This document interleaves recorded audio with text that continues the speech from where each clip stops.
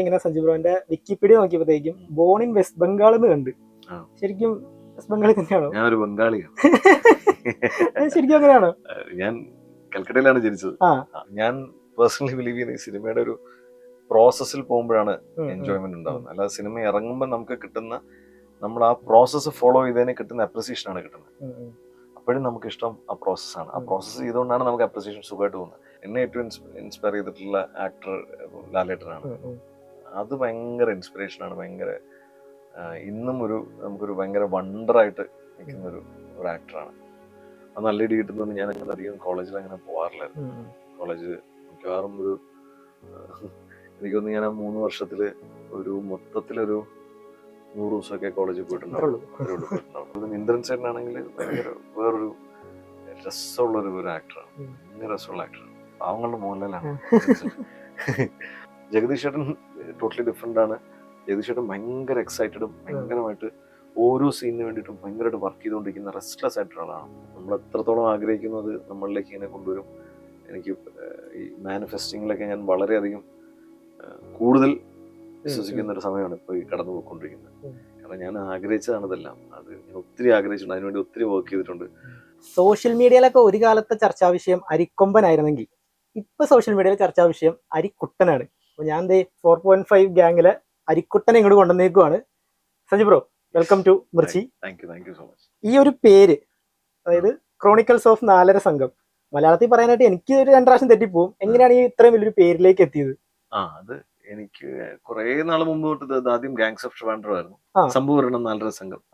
അതന്നെ Chronicles of അങ്ങനെ 4.5 gang എന്നായി. പറയാനിപ്പോ എനിക്കും പാടാം. ഞാൻ അതുകൊണ്ട് 4.5 സംഘം എന്ന് പറഞ്ഞാൽ മതി. പിന്നെ നമ്മുടെ കൃഷാന്തിന്റെ ഒപ്പം ഒരു രണ്ടാമത്തെ ഇതാണ്. അപ്പൊ എങ്ങനെയായിരുന്നു ഈ അരിക്കുട്ടനിലേക്കുള്ള? കൃഷാന്ത് കുറെ നാൾ മുമ്പ് ഈ ഒരു സബ്ജക്ട് പറഞ്ഞിട്ടുണ്ടായിരുന്നു. പുരുഷപ്രയോഗത്തിന്റെ ഒക്കെ നമ്മൾ പരിചയപ്പെടുന്ന സമയത്ത് 9 വർഷം മുമ്പ് അന്ന് തന്നെ കൃഷാന്ത് ഒരു സീരീസ് എന്ന രീതിയിൽ പ്ലാൻ ചെയ്തിരുന്ന സംഭവമാണ്. പക്ഷെ അന്ന് ഇവിടെ സീരീസ് ഇല്ല. നമ്മുടെ ഇന്ത്യയിൽ തന്നെ അങ്ങനെ സീരീസ് അതായത് അറൗണ്ട് ഒരു 10 വർഷം മുമ്പാണ് കൃഷാന്ത് പറയുന്നത് ഇങ്ങനെ സബ്ജക്ട്. പക്ഷെ അത് സീരീസ് ഒക്കെ ആയിട്ടേ പറ്റുള്ളൂ എന്ന് പറയുന്നത്. അപ്പൊ അതിനുശേഷമാണ് ഇപ്പം സീക്രട്ട് ഗെയിംസ് പോലത്തെ സീരീസുകളും അങ്ങനെയൊക്കെ വന്നു. കൃഷാന്ത് അതിനുശേഷം 2018 ഒരു വെബ് സീരീസ് ചെയ്തു. ഒരു സ്ട്രീമിംഗ് പ്ലാറ്റ്ഫോമിന് വേണ്ടിയിട്ട്, Z5 വേണ്ടിയിട്ട് ഉത്സാഹ ഇതിഹാസം എന്ന് പറഞ്ഞാൽ ചെയ്തു. അതായിരിക്കും ഒരു പക്ഷേ മലയാളത്തിലെ ആദ്യത്തെ വെബ് സീരീസ് അല്ലെങ്കിൽ സ്ട്രീമിംഗ് പ്ലാറ്റ്ഫോംസിൽ വരുന്ന സീരീസ്. അപ്പൊ അങ്ങനെ ആ സമയത്തുള്ള ഒരു കഥയാണത്. അപ്പൊ അതിങ്ങനെ അന്നും ഇതിനൊരു സീരീസ് സ്ട്രക്ചറിൽ തന്നെയായിരുന്നു. കാരണം അത് സിനിമയായിട്ട് പറ്റില്ല. കാരണം അതത്ര ഒരു സാധനത്തിന്റെ ഒരു കുഞ്ഞു സംഭവം എടുത്ത് പറയുക എന്ന് പറയുമ്പോൾ അതിന്റെ ഒരുപാട് ഫ്ലേവർ നഷ്ടപ്പെടും. അപ്പൊ ഇത് പക്ഷെ അതിന്റെ ഇലാബറേറ്റ് ആയിട്ട് എല്ലാ ക്യാരക്ടേഴ്സും അവിടെയുള്ള ഇപ്പൊ തിരുവനന്തപുരം ബേസ് ചെയ്തിട്ടുള്ള ഒരു കഥ, അവിടെ ആ സമയത്ത് നടന്ന ഒരുപാട് ഇൻസിഡൻസ് ഇതിനകത്ത് പറയുന്നുണ്ട്. അങ്ങനെ പറയുമ്പോഴാണ് അതിനൊരു പൂർണ്ണത ഉണ്ടാവുന്നത്. ആ പൂർണ്ണത ഇതിനകത്തുണ്ട് ഈ സീരീസിലും. അതുപോലെ തന്നെ എല്ലാ ക്യാരക്ടേഴ്സിനും ഒരു കംപ്ലീഷൻ ഉണ്ട്, ഒരു ആർക്കുണ്ട്, സ്റ്റോറിക്ക് ഒരു ആർക്കുണ്ട്. അപ്പൊ അതുകൊണ്ടായിരിക്കും അത് സീരീസ് ആയിട്ടൊന്നും അങ്ങനെ പ്ലാൻ ചെയ്തത്. ഞാൻ ഇന്ന് രാവിലെ ഇങ്ങനെ സഞ്ജു ബ്രോന്റെ വിക്കിപീഡിയ നോക്കിയപ്പോഴത്തേക്കും ബോൺ ഇൻ വെസ്റ്റ് ബംഗാൾ എന്ന് കണ്ട്. ശരിക്കും വെസ്റ്റ് ബംഗാളിൽ തന്നെയാണോ? ഞാനൊരു ബംഗാളിയാണ്. ശരിക്കും അങ്ങനെയാണോ? ഞാൻ കൽക്കട്ടയിലാണ് ജനിച്ചത്. അപ്പൊ ഈ ട്രിവാൻഡ്രം സ്ലാങ് ബുദ്ധിമുട്ടായിരുന്നു സംസാരിക്കാനൊക്കെ ആയിട്ട്? ഇല്ല, അങ്ങനെ ഇല്ല. കാരണം ഞാൻ കൽക്കട്ടയിലായിരുന്നു ജനിച്ചത്. ഞാൻ വളർന്ന നാട്ടിലാണ്. കാരണം ചില മീറ്റർ നമ്മൾ പിടിക്കുമ്പോഴത്തേക്കും ഒന്ന് പാളിപ്പോയി കഴിഞ്ഞാൽ അയ്യെന്ന് പറയുന്ന ഒരു ഇത് വരും. അതെ, എനിക്ക് പക്ഷെ ഞാൻ വളർന്നത് ആലപ്പുഴയാണ്. ആലപ്പുഴ ജില്ലയിലാണ് എന്റെ നാട്. അപ്പോൾ ഞാൻ സ്കൂളിങ് കുറച്ചാണ് ആലപ്പുഴയായിരുന്നു. പിന്നെ ഞാൻ തൃശ്ശൂരായിരുന്നു. പിന്നെ കുറച്ചാണ് കൽക്കട്ടയിലായിരുന്നു. വീണ്ടും പിന്നെ ബാംഗ്ലൂരായിരുന്നു. പിന്നെ അങ്ങനെ കറങ്ങി ഞാൻ ട്രിവാൻഡ്രത്ത് 2 വർഷം ഉണ്ടായിരുന്നു, ജോലി ചെയ്തിരുന്നു. പിന്നെ 1 വർഷം പത്തനംതിട്ട ഉണ്ടായിരുന്നു. പിന്നെയാണ് കൊച്ചിയിലേക്ക് വരുന്നത്. അപ്പൊ എനിക്ക് ഇങ്ങനെ എല്ലാ സ്ഥലത്തും ഒരു എക്സ്പോഷർ കിട്ടിയിരുന്നു. അപ്പൊ ഒരു 2 വർഷം ഞാൻ ട്രിവാൻഡ്രത്ത് ഉണ്ടായിരുന്നു. അപ്പോഴേ എനിക്ക് ഭയങ്കര ഇഷ്ടമാണ് ആ ഒരു സ്ലാങ്. ഇപ്പൊ അതല്ലെങ്കിൽ നമ്മൾ പഴയ പല സിനിമകളിലും, ഇപ്പൊ പഴയ ലാലേട്ടൻ സിനിമകളിലും മുകേഷ് ഏട്ടന്റെ ഇതിനുമൊക്കെ ഒരു തിരുവനന്തപുരം കൊല്ലം സ്ലാങ് ഭയങ്കര രസകരമാണ്. അത് എപ്പോഴും എനിക്ക് തോന്നിയത് ഈ ഹ്യൂമറിന് അല്ലെങ്കിൽ ഈ ആക്ഷേപം, കളിയാക്കുക, അങ്ങനെയുള്ള കാര്യങ്ങൾക്ക് ആ സ്ലാങ് ഭയങ്കര രസകരമാണ്. അപ്പൊ അങ്ങനെ എനിക്ക് ആ സ്ലാങ്ങിനോട് ഭയങ്കര ഇഷ്ടമായിരുന്നു. അങ്ങനെ അവസരം കിട്ടിയെന്ന് വേണം പറയാം. അരിക്കുട്ടന്റെ ഒരു 2 ഡയലോഗ് ഒന്ന് പറയാമോ? എന്തെങ്കിലും ഒരു ട്രാൻസ്ലേഷൻ സ്ലാങ്ങിൽ? അച്ഛ ഇപ്പൊ ഒരു സിനിമ നടനായിരുന്നെങ്കിൽ ഞാൻ സിനിമ നടനാണ്. അച്ഛൻ രാഷ്ട്രീയക്കാരനാണ്, ഞാൻ രാഷ്ട്രീയക്കാരനാണ്. അച്ഛൻ കോടീശ്വരനാണെങ്കിൽ ഞാൻ കോടീശ്വരൻ. പക്ഷെ സത്യം എന്താണെന്ന് വെച്ചാൽ അച്ഛൻ ജയിലിലാണ്, ഞാനിപ്പോൾ ജയിലിലാണെന്നുള്ളതാണ്. അതിനെ പൊതുവെ ആൾക്കാർ, പുറത്തെ ആൾക്കാർ നെപ്പോട്ടിസം എന്നൊക്കെ പറയും, എനിക്കറിയില്ല. പിന്നെ നമ്മള് സാധാരണ ഈ ഒരു ചെറുപ്പകാലം കാണിക്കുമ്പോഴത്തേക്കും ധനുഷിനെയാണ് ഞാൻ ആകെ മറ്റേ ക്ലീൻ ഷേവ് ചെയ്തിട്ട് ചെറുപ്പം കാണിക്കുന്നത് ഞാൻ കണ്ടിട്ടുള്ളൂ. ഇപ്പൊ മലയാളത്തിൽ ഈയിടെയായിട്ട് ഇപ്പൊ 1000 ബേബീസ് ആണെങ്കിലും ഇതിനകത്താണെങ്കിലും ബ്രോ ആണ് പിന്നെ ഒരു സാധനം നോക്കണത്. അപ്പൊ അരിക്കുട്ടന്റെ ചെറുപ്പത്തിലോട്ട് വരാനായിട്ട് എന്തെങ്കിലും ട്രാൻസ്ഫോർമേഷൻ നടത്തിയോ? ഇപ്പൊ വെയിറ്റ് വൈസ് ആണെങ്കിലും ശരിക്കും ചെയ്തിട്ടുണ്ടായിരുന്നു. പട്ടിപ്പണി എടുത്തിട്ടുണ്ട്. നല്ല നല്ല പണിയെടുത്തിട്ടുണ്ട്. എത്ര കിലോ കുറച്ചു? ഏകദേശം ഒരു 6 കിലോയോളം. ഒരു മാസം 1.5 മാസത്തെ ഒരു ഗ്യാപ്പില് 6 കിലോയോളം കുറച്ചു. അത് എനിക്കൊരു കൺവിക്ഷന് വേണ്ടിയിട്ടായിരുന്നു. അല്ലെങ്കിൽ നമ്മൾ ഈ പറഞ്ഞ സ്ഥിരം സിനിമയിൽ എന്ത് സംഭവിക്കുന്ന വെച്ച് കഴിഞ്ഞാൽ, ഇപ്പം താടി വെച്ചാൽ പ്രായമാവും, താടി കളഞ്ഞാൽ പ്രായം കുറയും, പിന്നെ ഇത്തിരി അങ്ങനത്തെ ഷർട്ടുകളൊക്കെ ഇട്ടാൽ കുറച്ച് ഇതാവും, ഹെയർ സ്റ്റൈൽ മുകളിലേക്ക് ചെയ്യാൽ പ്രായം കൂടും, താഴേക്ക് ചെയ്യിട്ടാൽ. അപ്പൊ അതിൽ നിന്നൊരു മാറ്റം വരണമെന്ന് എനിക്ക് ആഗ്രഹം ഉണ്ടായിരുന്നു. അപ്പം അങ്ങനെ ചെയ്യരുത്, ഒരു എളുപ്പപ്പണിയായിട്ട് പോവാതെ അതിനുവേണ്ടി പണിയെടുക്കണം. അതിനുവേണ്ടി പണിയെടുക്കും ഭയങ്കര, ഞാൻ പേഴ്സണലി ബിലീവ് ചെയ്യുന്ന ഈ സിനിമയുടെ ഒരു പ്രോസസ്സിൽ പോകുമ്പോഴാണ് എൻജോയ്മെന്റ് ഉണ്ടാവുന്നത്. അല്ലാതെ സിനിമ ഇറങ്ങുമ്പോൾ നമുക്ക് കിട്ടുന്ന, നമ്മൾ ആ പ്രോസസ്സ് ഫോളോ ചെയ്തതിന് കിട്ടുന്ന അപ്രിസിയേഷൻ ആണ് കിട്ടുന്നത്. അപ്പോഴും നമുക്ക് ഇഷ്ടം ആ പ്രോസസ്സാണ്. ആ പ്രോസസ്സ് ചെയ്തുകൊണ്ടാണ് നമുക്ക് അപ്രിസിയേഷൻ സുഖമായിട്ട് തോന്നുന്നത്. അല്ല നമ്മൾ പോയിട്ട് എളുപ്പത്തിൽ ഒരു പടം ചെയ്തു, ഒരു കല്ല് കഷ്ടപ്പെടുന്നില്ല, ഭയങ്കര അത് അബദ്ധത്തിൽ അത് ഭയങ്കര ഹിറ്റായെങ്കിൽ നമുക്ക് അതിൻ്റെ ഒരു സുഖം കിട്ടില്ല. അതായത് ഈ പണ്ട് പറയൂലേ, ഈ പൈസ കൊടുത്ത് വാങ്ങിക്കുന്ന പത്മശ്രീയും പൈസ കൊടുക്കാതെ വാങ്ങിക്കുന്ന പത്മശ്രീയുടെ വ്യത്യാസം പോലെ തന്നെ നമ്മൾ ഈ ഒരു പ്രോസസ്സിലൂടെ കടന്നു പോകുമ്പോൾ നമുക്ക് ഒരു സാറ്റിസ്ഫാക്ഷൻ കിട്ടും, ഭയങ്കരമായിട്ട് സാറ്റിസ്ഫാക്ഷൻ കിട്ടും. അപ്പൊ അതിനുവേണ്ടി എനിക്കത് വേണമെന്നുണ്ടായിരുന്നു. അപ്പൊ അങ്ങനെ ഒരു ട്രാൻസ്ഫോർമേഷന് പോകണമെന്നുണ്ടായിരുന്നു. പിന്നെ എനിക്ക് ഇതുവരെ ട്രാൻസ്ഫോർമേഷനുള്ള അവസരം ഇതുവരെ കിട്ടിയിട്ടില്ലല്ലോ അങ്ങനെ ട്രാൻസ്ഫോർമേഷൻ. അപ്പൊ അങ്ങനെ ഒരു അവസരം കിട്ടിയിട്ടില്ല. ഞാൻ അങ്ങനെ ഒരു അവസരത്തിന് വേണ്ടി കാലങ്ങളായിട്ട് കാത്തിരിക്കുകയായിരുന്നു. എനിക്ക് വന്നതാണത്. ഇത് എത്ര നാൾ നീണ്ടുന്ന ഷൂട്ടായിരുന്നു? നമുക്കൊരു അറൌണ്ട് Jan 16 to May 15 വരെ, അറൌണ്ട് 4-5 months. Last year 2024. അതില് നമ്മളൊരു 115 ഡേയ്സിന്റെ ഗ്യാപ്പിൽ അറൌണ്ട് ഒരു 100 ഡേയ്സ് നമ്മൾ ഷൂട്ട് ചെയ്തിട്ടുണ്ട്. ഓക്കെ. അപ്പൊ അതിന്റെ ഇടയിലാണോ മറ്റേ 1000 ബേബീസും? 1000 ബേബീസ് അതിന് മുമ്പായിരുന്നു. അജയന്റെ മറ്റേ ഏറം ഒക്കെ ചെയ്തത്? ഏറം ഞാൻ അതിനു മുമ്പ് ചെയ്തത്. ഏറം ഞാൻ ചെയ്യുന്നത് ആക്ച്വലി 2022-23 23 ബിഗിനിങ്ങിലാണ് ചെയ്യുന്നത്. 23 മിഡ് ആയപ്പോ ഞാൻ നമ്മുടെ 1000 ബേബീസ് ചെയ്തു. 23 അവസാനം ആയപ്പോഴേക്കും 1000 ബേബീസിന് ഷൂട്ട് കഴിഞ്ഞു. 24 ആദ്യം ഇതിലേക്ക് ജോയിൻ ചെയ്തു. ഓക്കെ. നമുക്ക് സീരീസിലെ കുറച്ച് കാര്യങ്ങൾ എനിക്ക് നോട്ട് ചെയ്യാൻ കുറച്ച് കാര്യങ്ങൾ ചോദിക്കാം. അതായത് എന്ത് പറയുന്ന സീൻ ഉണ്ടല്ലോ, ബ്രിട്ടോ ആയിരുന്നു, ബ്രിട്ടോ ആശാനായിരുന്നു നമ്മുടെ ഒരു ഇൻസ്പിറേഷൻ എന്ന് പറയുന്നത്. റിയൽ ലൈഫിൽ സഞ്ജു ബ്രോന്റെ അങ്ങനെ ഒരു ഇൻസ്പിറേഷൻ ആരായിരിക്കും? അങ്ങനെ ഏത് ബ്രിട്ടോയുടെ ആംഗിളിലാണോ അതോ? ബ്രിട്ടോയുടെ ആംഗിൾ വേണ്ട, അല്ല നല്ലൊരു ആംഗിൾ. രണ്ടും പറഞ്ഞു, നല്ലൊരു ആംഗിളിലും അലമ്പൊരു ആംഗിളിലും. അലമ്പ് ആംഗിളിലാണെങ്കിൽ എന്റെ ഒരു കസിൻ ബ്രദർ ഉണ്ടായിരുന്നു. കസിൻ ബ്രദർ ഉണ്ടായിരുന്നല്ലോ, ഇപ്പോഴുണ്ട്. ജയരാജ് എന്നാണ് അവരുടെ പേര്. പുള്ളിയാണ് എന്റെ ഒരു അലമ്പ് പരിപാടിയിൽ ഏറ്റവും ഇൻസ്പിറേഷൻ. ഭയങ്കര രസമുള്ളൊരു, രസമെന്ന് ഞാൻ പറയും, നാട്ടുകാരെങ്ങനെ പറയുന്നത് എനിക്കറിയില്ല. കാരണം പുള്ളി ഭയങ്കര ഗംഭീര സ്പോർട്സ്മാൻ ആയിരുന്നു, അല്ലെങ്കിൽ നാട്ടിലെല്ലാ പ്രശ്നത്തിലും ഉണ്ടായിരുന്നു. അപ്പൊ ഈ പറയുന്ന നമ്മൾ ഈ സിനിമയിലെ കാണുന്ന പ്രശ്നക്കാരനല്ലേ, അതാണ് പുള്ളി. തല്ല് കൊള്ളിയല്ല, കൊടുക്കും പുള്ളി, അടി ഉണ്ടാക്കുക, പ്രശ്നം ഉണ്ടാക്കുക. അപ്പം പ്രശ്നങ്ങൾ പുള്ളിയുടെ കൂടപ്പുറമാണ്. അപ്പൊ അങ്ങനെ നോക്കിയാൽ എനിക്ക് ഇതിനകത്ത് അങ്ങനെ ഒരു റെഫറൻസ് പോലെ, അല്ലെങ്കിൽ ഞാൻ ആലോചിച്ചിട്ടുള്ള ഒരാള് ജയചേട്ടനാണ്. ഇപ്പൊ സിനിമയിലോട്ട് വരാനുള്ള ഒരു ഇൻസ്പിറേഷൻ ആണെങ്കിൽ, സിനിമയിലോട്ട് വരാനുള്ള ഇൻസ്പിറേഷൻ ശരിക്കും ഇപ്പൊ നമ്മള് ചെറുപ്പത്തിൽ കണ്ട, എന്നെ ഏറ്റവും ഇൻസ്പയർ ചെയ്തിട്ടുള്ള ആക്ടർ ലാലേട്ടനാണ്. അത് ഭയങ്കര ഇൻസ്പിറേഷൻ ആണ്. ഭയങ്കര ഇന്നും നമുക്കൊരു ഭയങ്കര വണ്ടറായിട്ട് നിൽക്കുന്ന ഒരു ആക്ടറാണ്. എങ്ങനെയൊക്കെ ചെയ്യുന്നു, എങ്ങനെ അത് ചെയ്തു എന്ന് പറയുന്ന, അത് നമുക്കിപ്പോഴും അറിയില്ല. അപ്പൊ അങ്ങനത്തെ ഒരു ഭയങ്കര ബ്രില്യൻ്റ് ആയിട്ടൊരു ആക്ടർ നമുക്കുണ്ടായിട്ടുണ്ട്. അപ്പം നമ്മളുടെ ചെറുപ്പത്തില് അങ്ങനെ ഒരാളുടെ ഇൻഫ്ലുവൻസ് ഭയങ്കര കൂടുതലാണ്. അതേപോലെ തന്നെ സെയിം ഇതിന് 2 സൈഡ് ഉണ്ട്. ഈ 2 സൈഡാണ് ആക്ച്വലി ഹെഡും ടെയിലും പറയുന്ന പോലെയാണ് മമ്മൂക്കയും ലാലേട്ടനും. രണ്ടും ടോട്ടലി ഡിഫറെന്റ് സ്റ്റൈൽ ഫോളോ ചെയ്യുന്ന 2 പേരാണ്. ഇവർ 2 പേരും നമ്മളെ വിസ്മയിപ്പിച്ചുകൊണ്ടിരിക്കുന്ന ആളാണ്. ഒരാൾ ഭയങ്കര ബ്ലെസ്ഡ് ആക്ടർ എന്ന് പറഞ്ഞാൽ ഭയങ്കര, മറ്റൊരാൾ ഭയങ്കര ഹാർഡ് വർക്ക് ചെയ്തിട്ട് അത് ചെയ്തുകൊണ്ടിരിക്കും. അപ്പൊ ഇത് രണ്ടും നമുക്ക് ആവശ്യമാണ്. ഇതിൽ ഏത് ഫോളോ ചെയ്യാനാണെന്ന് നമുക്കിത് രണ്ടും ആവശ്യമാണ്. കാരണം നമ്മൾ ബ്ലെസ്ഡ് അല്ല എന്ന് നമുക്കറിയാം. അപ്പൊ നമ്മൾ അത് വർക്ക് ചെയ്തുകൊണ്ടേയിരിക്കണം. അപ്പം ഈ 2 ആസ്പെക്ട്സ് നമ്മളെ, എനിക്ക് തോന്നുന്നു എന്റെ ജനറേഷനിലുള്ള അല്ലെങ്കിൽ എന്റെ കഴിഞ്ഞിട്ടുള്ള ജനറേഷനിൽ വരുന്ന ആൾക്കാർക്ക് പോലും അത് ഭയങ്കര ഇൻസ്പിറേഷൻ. എന്റെ മക്കൾക്ക് പോലും അവരുടെ ഫാൻസ് ആണ്.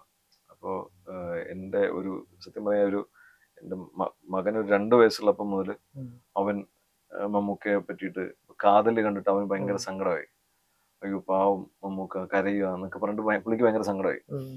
അവിടുന്ന് തുടങ്ങിയിട്ട് എന്റെ അമ്മൂമ്മ ലാസ്റ്റ് ഇയർ മരിച്ചുപോയി. പുള്ളിക്കാരി 101ാമത്തെ വയസ്സിലാണ് മരിക്കുന്നത്. അപ്പം മരിക്കുന്ന ഒരു 4 മാസം മുമ്പ് പുള്ളിക്കാരി മമ്മൂക്കയെ പറ്റിയിട്ടാണ് പറഞ്ഞത്. പുള്ളിക്കാരിക്ക് ഓർമ്മയൊന്നുമില്ല. എന്നെ ഭയങ്കര ഇഷ്ടമാണ്, ഭയങ്കര കാര്യമാണ്. പക്ഷെ എന്റെ പേരറിയില്ല. അപ്പോ പേര് കൃത്യമായിട്ട് അറിയത്തില്ല. അപ്പൊ അവർ ചോദിക്കും, ഈ ഒരു താടി വെച്ച ഒരു പയ്യനില്ല, അവനെവിടെ, എന്നെ ഭയങ്കര ഇഷ്ടമുള്ള പയ്യൻ, അവൻ എവിടെ പോയി എന്നൊക്കെ പറഞ്ഞ് ചോദിക്കും. പക്ഷെ എന്റെ പേരറിയില്ല. അതേ അമ്മൂമ്മ മരിക്കുന്നതിന് ഒരു 2 മാസം മുമ്പ് പറഞ്ഞത് മമ്മൂക്കയുടെ കാര്യമാണ്. മമ്മൂക്കയെ വളർത്തിയത് അമ്മൂമ്മ എന്നാണ് അമ്മൂമ്മ പറയുന്നത്. അപ്പൊ പണ്ട് എനിക്ക് കൊണ്ടു തന്നതാണ്. മമ്മൂക്കയുടെ വീട്ടിൽ നിന്ന് കൊണ്ടു കൊടുത്തു, മമ്മൂട്ടിയെ കൊണ്ടു തന്നു. അപ്പൊ ഞാൻ പയ്യനായിരുന്നു അന്ന്. ഭയങ്കര നാട്ടിലൊക്കെ ആകെ പ്രശ്നം, വെള്ളപ്പൊക്കമൊക്കെ വന്നിട്ട് ആകെ പ്രശ്നമൊക്കെ ആയിരുന്നു. അങ്ങനെ ആകെ ബുദ്ധിമുട്ടായിട്ട് ഇവിടെ കൊണ്ടുവന്ന് വിട്ടു. അമ്മൂമ്മയാണ് വളർത്തിയത്. അപ്പൊ നീ ഒന്ന് പറയണം. അപ്പൊ ആരോ പറഞ്ഞത് ഇവൻ സിനിമയിലേക്കുള്ള ആണോ, എടാ നീ ഒന്ന് പറയണം, എനിക്ക് അമ്മയ്ക്ക് ഒന്നും തരണ്ട, എനിക്കൊന്ന് കണ്ടാ മതി. അപ്പൊ അങ്ങനെ പറയുന്ന അത്ര ഓർമ്മ. എന്റെ പേരറിയില്ല, പക്ഷെ ഞാൻ പറഞ്ഞ അതാണ് ഒരു സ്പാൻ ഓഫ് ഫാൻസ്. ഒരു 2 ബോധം വരുന്ന കാലം മുതൽ. അപ്പൊ അത് വലിയൊരു ഇൻസ്പിറേഷൻ ഈ ജനറേഷൻസിന് ഉണ്ടാക്കിയിട്ടുണ്ട്. എനിക്കും അത് തന്നെയാണ്. പിന്നെ അതുപോലെ തന്നെ ഇതിനകത്ത് അരിക്കുട്ടൻ ഒരു കാർ എടുക്കുന്ന സീൻ ഉണ്ടല്ലോ, ആദ്യമായിട്ട് മറ്റേ കാശൊക്കെ കളക്ട് ചെയ്ത് ഒരു കാർ എടുക്കുന്നത്. അപ്പൊ അതുപോലെ തന്നെ ബ്രോ സിനിമയിലോട്ട് വന്ന ശേഷം ആദ്യമായിട്ട് എടുത്ത ഒരു സംഭവം എന്താണ്? വണ്ടിയാണെങ്കിലോ അല്ലെങ്കിൽ എന്തെങ്കിലും വില കൂടിയ സാധനമാണെങ്കിലോ? സിനിമയിൽ വന്നതിന് ശേഷം ഞാൻ എന്റെ അതിനു മുമ്പത്തെ കാര്യം സിനിമയിൽ വരുന്നതിന് മുമ്പ് എടുത്തു. അന്ന് എനിക്കൊരു സ്വിഫ്റ്റ് ആയിരുന്നു. സിനിമയിൽ വന്നതിന് ശേഷം ഞാൻ എടുക്കുന്ന എന്റെ ഇപ്പോഴത്തെ വണ്ടിയാണ്, ഹാരിയറാണ് ഞാൻ. ഈ അരിക്കുട്ടന്റെ ലൈഫാണല്ലോ നമ്മുടെ ബുക്ക് ആക്കുന്നത്, ക്രോണിക്കിൾസ് ഓഫ് നല്ല സംഘം എന്ന് പറഞ്ഞു. ചേട്ടന്റെ ഒരു ജീവിതം നാളെ ഒരു ബുക്ക് ആവുകയാണെങ്കിലോ അല്ലെങ്കിൽ ഒരു സിനിമ ആവുകയാണെങ്കിലോ അതിന് എന്ത് പേരിടും? ബുക്ക് സമ്മതിക്കില്ല. സമ്മതിക്കൂലേ? സിനിമ പറഞ്ഞ പോലെ തന്നെ സിനിമ ആക്കണ്ടെന്ന് പറയുള്ളൂ. സമ്മതിക്കില്ല.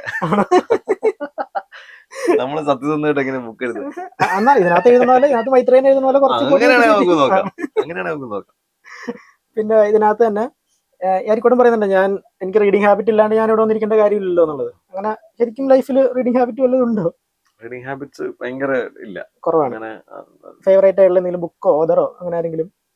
ഇല്ല, അങ്ങനെ ഞാൻ വായന എനിക്ക് ഭയങ്കര കുറവായിരുന്നു. നേരത്തെ ഉണ്ടായിരുന്നു, പിന്നെ അത് പക്ഷെ ഓഫ് ലേറ്റ് വല്ലാണ്ട് കുറഞ്ഞു വന്നു. ബട്ട് ഇടയ്ക്കും ഞാൻ വായിക്കാറുണ്ട്. എനിക്ക് ഇഷ്ടമാണ് വായിക്കുന്നത്, വായിക്കാറുണ്ട്. അങ്ങനെ ഫേവറേറ്റ് ഓതറായിട്ട് ഞാൻ ഭയങ്കര ഒരുപാട് ബുക്സോ അങ്ങനെയൊന്നും ഞാൻ വായിച്ചിട്ടില്ല. വളരെ കുറച്ച് ബുക്സേ വായിച്ചുള്ളൂ. പക്ഷെ എനിക്ക് തോന്നിയിട്ടുണ്ട്, അതായത് സിനിമയെക്കാളും ഒരുപക്ഷെ ഭയങ്കരമായിട്ട് ഒരാളെ ഇൻഫ്ലുവൻസ് ചെയ്യാൻ പറ്റുന്ന ഒരു മീഡിയമാണ് ബുക്സ് എന്ന് തോന്നിയിട്ടുണ്ട്. ഭയങ്കരമായിട്ട് നമ്മുടെ വിഷ്വൽ കപ്പാസിറ്റി ഉണ്ടാക്കും തോന്നിയിട്ടുണ്ട്. എനിക്ക് നന്നായിട്ട് പുസ്തകങ്ങൾ വായിക്കണമെന്ന് എനിക്ക് ആഗ്രഹമുണ്ട്. പക്ഷെ നമ്മളുടെ ഡിസ്ട്രാക്ഷൻസ് കാരണം ഭയങ്കര ഡിസ്ട്രാക്റ്റഡ് ആണ്. ഞാൻ പേഴ്സണലി ഭയങ്കര ഡിസ്ട്രാക്റ്റഡ് ആയിട്ടുള്ള, അതായത് ഇങ്ങനെ മൾട്ടി ടാസ്കിങ് പോലെ ഇപ്പൊ ഫോൺ അങ്ങനെ എന്തെങ്കിലും തരത്തിലതായിപ്പോ. പിന്നെ ഞാനൊരു ബുക്ക് വായിക്കുകയാണെങ്കിൽ ഒരു പേജ് അല്ലെ കുറച്ച് വായിച്ചു കഴിഞ്ഞാൽ അതെനിക്ക് പിന്നെ ഞാൻ അതിനെപ്പറ്റി ആലോചിച്ച് അങ്ങനെ കുറെ സമയം അങ്ങനെ ഒരു ബുക്ക് എനിക്ക് കംപ്ലീറ്റ് ചെയ്യാൻ ഒരുപാട് സമയം എടുക്കും. അതുകൊണ്ട് പലപ്പോഴും വായിക്കാറില്ല. എനിക്ക് ഭയങ്കരമായിട്ട് റിലേറ്റ് ചെയ്യാൻ പറ്റും. ഞാൻ പക്ഷെ എന്നാലും ഈ പറയുന്ന ചില പുസ്തകങ്ങൾ ഇപ്പം 4-5 ചെറുപ്പക്കാർ എനിക്ക് ഭയങ്കര ഇഷ്ടപ്പെട്ട പുസ്തകമാണ്. ഇന്ദുഗോപന്റെ പുസ്തകങ്ങൾ എനിക്ക് ഇഷ്ടമാണ്. പിന്നെ ആടുജീവിതം ഭയങ്കര ഇഷ്ടപ്പെട്ട എനിക്ക് പുസ്തകമാണ്. പിന്നെ ഞാൻ അങ്ങനെ ഇടയ്ക്കിടയ്ക്ക് എടുത്ത് വായിക്കാൻ ശ്രമിക്കാറുള്ള അല്ലെങ്കിൽ വായിക്കുന്ന ഒരു പുസ്തകം NN പിള്ളയുടെ ഞാൻ എന്ന് പറയുന്ന പുസ്തകം. പിന്നെ അതുപോലെ നമ്മുടെ അരിക്കുട്ടൻ ഇടയ്ക്ക് പറയുന്നുണ്ട് ഗുണ്ടായുസം കാണിച്ചിട്ടാണ് പുള്ളി പല സാധനങ്ങളും നേടിയെടുത്തത്. അതുപോലെ കോളേജിൽ പഠിക്കുന്ന സമയത്ത്, സ്കൂളിലൊക്കെ പഠിക്കുന്ന സമയത്ത് ചെറിയ തോതിൽ എന്തെങ്കിലും ഒരു ചെറിയ ഗുണ്ടായുസോ അങ്ങനെ കോളേജിൽ പഠിക്കുമ്പോൾ ഞാൻ ഗുണ്ടായുസത്തിന് അടിപിടിയൊന്നുമില്ല, പീസായിരുന്നു. നല്ല ഇടിയിട്ടായിരുന്നു. ഞാൻ കോളേജ് കൽക്കട്ടയിലാണ് പഠിച്ചത്. അപ്പൊ എനിക്ക് നമ്മുടെ ഗ്രൗണ്ട് അല്ല, പഠിച്ച സ്ഥലമല്ല, നമ്മുടെ ഏരിയ വിട്ടു പോയിട്ടുള്ള കളിയാണ്. അവിടെ നമ്മൾ പുതിയ ആളാണ്. അവിടെ ഒരു സാമ്രാജ്യം പോലൊക്കെ ഉണ്ടാക്കിയെടുക്കണമെങ്കിൽ നല്ല പണിയാണ്. അപ്പം അത് നല്ല ഇടി കിട്ടുന്നതുകൊണ്ട് ഞാൻ അങ്ങനെ അധികം കോളേജിൽ അങ്ങനെ പോവാറില്ലായിരുന്നു. കോളേജ് മിക്കവാറും എനിക്കൊന്ന് ഞാൻ 3 വർഷത്തില് ഒരു മൊത്തത്തിലൊരു 100 ദിവസമൊക്കെ കോളേജിൽ പോയിട്ടുണ്ടാവുള്ളൂ. അല്ലാതെ ഞാൻ കോളേജിൽ പോയിട്ടില്ല. സ്കൂളിൽ പക്ഷേ ഇത് പരിപാടികളെല്ലാം നമ്മൾ ചെയ്തിട്ടുണ്ട്. സ്കൂളിൽ ഞാൻ ഹോസ്റ്റലിലായിരുന്നു. ഈ ഹോസ്റ്റലിൽ ചെല്ലുമ്പോൾ നമുക്ക് ചെല്ലുമ്പോൾ തന്നെ ഈ പറയുന്ന സർവൈവൽ ഓഫ് ദ ഫിറ്റസ്റ്റ് എന്ന് പറയുന്ന സാധനം നമുക്ക് മനസ്സിലാവും. അതാണ് ഒരു ലൈഫിൽ പഠിച്ചിരിക്കുന്ന ട്രേഡ് എന്ന്. ആൻഡ് ഇനീഷ്യലി ഭയങ്കരമായിട്ട് നമ്മൾ സ്ട്രഗിൾ ചെയ്തിട്ടുണ്ട്. അപ്പൊ ഈ പറയുന്ന പോലെ നമ്മളെ കയ്യൊക്കെയുള്ളവർ നമ്മളെ കൺട്രോൾ ചെയ്യും, നമ്മളെ മാനേജ് ചെയ്യും, നല്ല ഇടി കിട്ടും, അല്ലെങ്കിൽ നമുക്കൊരു ഒരു ഫ്രീഡം ഉണ്ടാവില്ല, നമ്മളെപ്പോഴും വിൽ ബി ഡോമിനേറ്റഡ്. അതൊരു 1, 2, 3 വർഷങ്ങൾ അങ്ങനെ പോയി. പക്ഷെ അവിടെ നിന്ന് പിന്നെ മനസ്സിലായി നമ്മളുടെ ആ ഗിയറിൽ വർക്കാവില്ല എന്നിട്ട് നമ്മൾ സ്ട്രോങ് ആയി വരികയും നമ്മൾ ഇവോൾവ് ആയി വരികയും നമ്മൾ അവിടെ സ്ട്രോങ്ങർ ആയിട്ട് എമർജ് ചെയ്യുന്ന ഒരു സ്ഥലത്തെത്തും. അവിടുന്ന് പിന്നെ നമ്മള് ഈ ഒരു അവസ്ഥയിലേക്ക് എത്തുന്ന സാധ്യത. അപ്പം അങ്ങനെ ഭയങ്കരമായിട്ടുള്ളതൊന്നുമല്ല, എന്നാലും നമുക്കൊരു ഭയങ്കര പ്രിഫറൻസസ് അവിടെ ഉണ്ടായിരുന്നു. ഹോസ്റ്റലിലായിരുന്നപ്പോഴാണെങ്കിലും നമ്മള് സീനിയർ ആയിരുന്നു. എല്ലാ നല്ല കാര്യങ്ങൾക്കും മോശം കാര്യങ്ങൾക്കും അറിയപ്പെടുന്ന ആളായിരുന്നു. അപ്പൊ ഈ നമുക്കൊരു പ്രിഫറൻസസ് ഉണ്ടായിരുന്നു. അതൊക്കെ സീനിയേഴ്സിന് നമുക്കുള്ളതാണ്. നമ്മൾ കഴിഞ്ഞിട്ടേ ഉള്ളവർക്ക്, ഫോർ എക്സാമ്പിൾ ഇപ്പൊ ന്യൂസ് പേപ്പർ ആണെങ്കിൽ പോലും നമ്മൾ കഴിഞ്ഞിട്ടേ ഉള്ളൂ ജൂനിയേഴ്സിന്. അപ്പൊ അവന്മാർ രാവിലെ നമുക്ക് കൊണ്ടുതരണം. അങ്ങനെയുള്ള ചില പരിപാടികളും അങ്ങനത്തെ ഡോമിനേഷൻസും പരിപാടികളും ഒക്കെ അപ്പൊ എനിക്കിത് ഭയങ്കരമായിട്ട് റിലേറ്റ് ചെയ്യാൻ പറ്റും. കാരണം നമുക്ക് അത് ഭയങ്കര ഈ നെഗറ്റീവ് പബ്ലിസിറ്റി അടിപൊളിയായിരുന്നു. അപ്പം എസ്പെഷ്യലി ഈ പെമ്പിള്ളേർക്ക് ഇഷ്ടത്തിൽ നെഗറ്റീവ് പബ്ലിസിറ്റി ഉള്ള ആൾക്കാർ. അപ്പൊ അതുകൊണ്ട് നമുക്കത് ഭയങ്കര രസമായിരുന്നു. അപ്പൊ നമ്മൾ കുറച്ച് ഇത്തിരി പേടിയുള്ള ആൾക്കാർക്ക് ഇത്തിരി പേടിയുള്ള ആളാവുക, സ്പോർട്സിൽ നന്നാവുക, അങ്ങനെയൊക്കെ ഉള്ളവരോടാണ് പെമ്പിള്ളേർക്ക് ഒരു ഇച്ചിരി ബഹുമാനം. അപ്പൊ അതിനുവേണ്ടി നമ്മൾ പ്രയത്നിക്കുകയായിരുന്നു. അപ്പൊ നമ്മള് സ്പോർട്സ് ഒക്കെ ആണെങ്കിലും ഇവരൊക്കെ ഉണ്ടോ, ഇവരൊക്കെ ശ്രദ്ധിക്കുന്നുണ്ടോ എന്ന് നമ്മൾ ശ്രദ്ധിക്കും. അപ്പൊ ഇവരൊക്കെ ചിലപ്പോൾ നമ്മൾ ഗ്രൗണ്ടിൽ കളിക്കാൻ ഇറങ്ങുന്ന സമയത്തായിരിക്കും നമ്മൾ ഇപ്പം ഹോസ്റ്റലിൽ ഗേൾസും ഇതുപോലെ അവരുടെ പ്ലേ ടൈം ഉണ്ട്. അപ്പൊ ആ സമയത്ത് അവർ പുറത്തിറങ്ങി അവരവിടെയൊക്കെ ഇരിക്കുന്നുണ്ടായിരിക്കും. അപ്പൊ അവര് അധികം ഫിസിക്കൽ ഇതായിട്ടുണ്ട്. അവര് ചിലപ്പോൾ നമ്മൾ കളിക്കുന്നത് കണ്ടോണ്ടൊക്കെ ഇരിക്കും. അപ്പൊ പിന്നെ നമുക്ക് ക്രിക്കറ്റ് കളിക്കാൻ ഔട്ടാവാൻ പറ്റില്ല. നമ്മൾ നന്നായി കളിക്കും, ഗംഭീരമായിട്ട് കളിക്കും. അപ്പൊ അത് ഭയങ്കര മോട്ടിവേഷൻ ആയിരുന്നു. അപ്പൊ അതൊക്കെ അന്ന് ആ സമയത്ത് രസകരമായിട്ട് സംഭവിച്ചിട്ടുണ്ട്. ഈ സീരീസിലെ ഏകദേശം ഒരു 3 സീനിയർ ആക്ടേഴ്സിന്റെ ഒപ്പമാണ് അഭിനയിച്ചത്. നമ്മുടെ ജഗദീഷ് ഏട്ടൻ, ഇന്ദ്രൻ ചേട്ടൻ, വിജയരാഘവൻ ഏട്ടൻ. ഇവരുടെ 3 പേരൊപ്പം ഉള്ളൊരു അനുഭവം എന്തായിരുന്നു ഓരോ ആൾക്കാരെടുത്ത് പറയാനാണെങ്കിൽ? അതിൽ വിജയരാഘവൻ ചേട്ടനായിട്ട് കോമ്പിനേഷൻ കുറവായിരുന്നു. വിജയരാഘവൻ ചേട്ടനായിട്ട് കോമ്പിനേഷൻ ഇല്ലെങ്കിലും വിജയരാഘവൻ കുട്ടേട്ടനായിട്ട് എനിക്ക് ഒരുപാട് നാളത്തെ ഒരു പരിചയമുണ്ട്. കുറെ വർഷങ്ങളായിട്ട്. ആദ്യമായിട്ട് ഞാൻ അദ്ദേഹത്തിനൊപ്പം വർക്ക് ചെയ്യുന്നത്, അതും എനിക്ക് കോമ്പിനേഷൻ ഒരു സീനിലെങ്ങാണ്ടേ ഉള്ളൂ, തേരെന്ന് പറഞ്ഞ സിനിമയില്. അപ്പൊ അന്നേരമാണ് ഞാൻ കുട്ടേട്ടനെ പരിചയപ്പെടുന്നത്. പക്ഷെ അദ്ദേഹം ഭയങ്കര രസമുള്ള ഒരു ഹ്യൂമനാണ്. അതായത് ഇതിനെ പറ്റിയിട്ട്, ഈ അഭിനയത്തെ പറ്റിയിട്ട് ഇങ്ങനെ എത്ര നേരം വേണമെങ്കിലും സംസാരിക്കാൻ പറ്റുന്ന, എത്ര വേണമെങ്കിലും കാര്യങ്ങൾ നമുക്ക് പറഞ്ഞുതരാൻ പറ്റുന്ന ഒരാളാണ്. അപ്പൊ അത് നമുക്ക് ഭയങ്കര രസമാണ്. അത് കേട്ടിരിക്കാൻ ഭയങ്കര ഇഷ്ടമാണ്. അപ്പൊ ഞാനത് ഒരുപാട് ഫോളോ ചെയ്യുന്ന ആളാണ്. അപ്പം ഞാൻ എപ്പോഴും വിശ്വസിച്ചിട്ടുണ്ട്, നമ്മൾ അഭിനയം പഠിച്ചിട്ട് വന്ന ആളല്ല, നമ്മളത് പഠിച്ചുകൊണ്ടിരിക്കുന്നതാണ്. അപ്പം അല്ലാതെ നമ്മളൊരു ഇൻസ്റ്റിറ്റ്യൂട്ടിൽ പോയിട്ടോ അല്ലെങ്കിൽ എന്തെങ്കിലും മറ്റൊരു മാർഗത്തിൽ നമ്മൾ പഠിച്ചിട്ടില്ല. അപ്പോൾ അത് പഠിക്കണമെന്ന് ഭയങ്കര ആഗ്രഹമാണ്. അപ്പൊ നമ്മൾ ഇങ്ങനെ പഠിച്ചുകൊണ്ടിരിക്കുന്നതാണ് ഏറ്റവും അടിപൊളി. നമ്മൾ പഠിച്ചു എന്ന് തോന്നുന്ന ഒരു അവസ്ഥയിലേക്കാളും നല്ലത് നമ്മൾ പഠിച്ചുകൊണ്ടിരിക്കുന്നു എന്ന് പറയുന്നത്. അപ്പൊ അതെനിക്ക് ഇവരുടെ കൂടെയൊക്കെ ഒരുപാട് കാര്യങ്ങൾ. ഇപ്പം നമ്മളത് ആ സിനിമ ചെയ്യുന്ന സമയത്ത് കുട്ടേട്ടൻ അതിനകത്ത് ഹാർട്ട് അറ്റാക്ക് വന്നിട്ടാണ് മരിക്കുന്നത്. അപ്പൊ അതിനുവേണ്ടി അദ്ദേഹം പോയി ഒരു ഡോക്ടറെ കാണുകയും ഒരു കാർഡിയക് അറസ്റ്റ് വരുന്ന പേഷ്യൻസ് എങ്ങനെയൊക്കെ ആയിരിക്കും അവരുടെ ബോഡി ലാംഗ്വേജ്, അതിന് മുമ്പ് എങ്ങനെയായിരിക്കും, അങ്ങനെയുള്ള കുറെ കാര്യങ്ങൾ അദ്ദേഹം പോയി ഡിസ്കസ് ചെയ്തിട്ട് റെഫറൻസസ് എടുത്തിട്ട് ആണ് അദ്ദേഹം അത് ചെയ്യുന്നത്. അപ്പം അദ്ദേഹം അതിനു മുമ്പ് അദ്ദേഹം മരിക്കുന്ന ആ സീനിന് തൊട്ട് മുമ്പുള്ള ഒരു കുറച്ച് സമയമുണ്ട്, ഏകദേശം ഒരു മിനിറ്റോളം. അതിന് മുമ്പോട്ട് അദ്ദേഹം ആ സ്ക്രീൻ ടൈമിൽ നമുക്ക് കാണാം അദ്ദേഹം അങ്ങനത്തെ പല അതിന്റെ സിംറ്റംസ് കാണിക്കുന്നത്. അതൊരു ഭയങ്കര പ്രിപ്പറേഷനാണ്. അത് ചിലപ്പോൾ എല്ലാവർക്കും മനസ്സിലാവണമെന്നില്ല, എല്ലാവരും അത് കാണണമെന്നില്ല. നമ്മൾ മലയാള സിനിമയിൽ ചിലപ്പോൾ ഹാർട്ട് അറ്റാക്ക് എന്ന് പറയുന്നത് നെഞ്ചത്ത് പിടിച്ചാൽ ഹാർട്ട് അറ്റാക്ക് ആണ്. അപ്പം അങ്ങനെയുള്ള ഒരു രീതിയിൽ നിന്നും ഇതെല്ലാവർക്കും ചിലപ്പോൾ മനസ്സിലാക്കണമെന്നില്ല. പക്ഷെ അതൊരു പ്രോസസ്സാണ്. അതൊരു ആക്ടറിന് നിന്ന് സാറ്റിസ്ഫാക്ഷൻ ഭയങ്കര. അങ്ങനെ കുട്ടേട്ടനൊക്കെ ഒപ്പം വർക്ക് ചെയ്യുമ്പോൾ നമുക്ക് ഇങ്ങനത്തെ ഒരുപാട് കാര്യങ്ങൾ നമുക്ക് മനസ്സിലാവുകയും പഠിക്കുകയും ഒക്കെ ചെയ്യും. അതുപോലെ ഇന്ദ്രൻ ചേട്ടനാണെങ്കിൽ ഭയങ്കര വേറൊരു രസമുള്ളൊരു ആക്ടറാണ്, ഭയങ്കര രസമുള്ള ആക്ടറാണ്. ഇപ്പം മറ്റേ ഈ ഒരു പാവങ്ങളുടെ മോഹൻലാലാണ് ഇന്ദ്രൻ ചേട്ടൻ സ്ക്രീനിൽ വന്നു കഴിഞ്ഞാൽ നമുക്ക് എന്തോ ഒന്ന് നമുക്ക് പ്രതീക്ഷിക്കാം. ഏത് സിനിമകളിലും നോക്കി, നമ്മൾ ഏത് സിനിമകളിലും നോക്കി ഇന്ദ്രൻ ചേട്ടൻ ഉണ്ടെങ്കിൽ നമ്മൾ അറിഞ്ഞോ അറിയാതെ നമ്മൾ ഒന്ന് കണ്ടുകൊണ്ടിരിക്കുക എന്താണ് അടുത്ത് ചെയ്യാൻ പോകുന്നത്. അത് ചിലപ്പോൾ ഒന്ന് ആലോചിച്ച് ഇന്ദ്രൻ ചേട്ടന്റെ ആ ഒരു ശരീരമൊക്കെ വെച്ചിട്ട് ഇന്ദ്രൻസ് മാസ് റോളുകൾ ചെയ്യും. ഇപ്പോ ക്രൈം ഫയൽസിൽ എനിക്ക് ആ സീൻ ഭയങ്കര ഇഷ്ടമാണ്. ബസ്സിലെ ഒരു സീനുണ്ട്, അപ്പൊ അതിനകത്തൊരു നിപ്പുണ്ട്, അതിനകത്ത് ഭയങ്കര പവറുണ്ട്, എന്നാലൊരു സാധാരണക്കാരനാണ്. അപ്പം ഇയാളെ കൊണ്ട് ഇതൊന്നും പറ്റില്ല എന്ന് തോന്നുന്ന ഒരു ഘട്ടത്തിൽ നിന്ന് അയാൾ പല കാര്യങ്ങളും ചെയ്തു. അപ്പൊ അത് ഈ സിനിമയിൽ നമ്മൾ വർക്ക് ചെയ്യുമ്പോൾ, അദ്ദേഹത്തിനൊപ്പം വർക്ക് ചെയ്യുമ്പോൾ ഭയങ്കര രസമാണ്.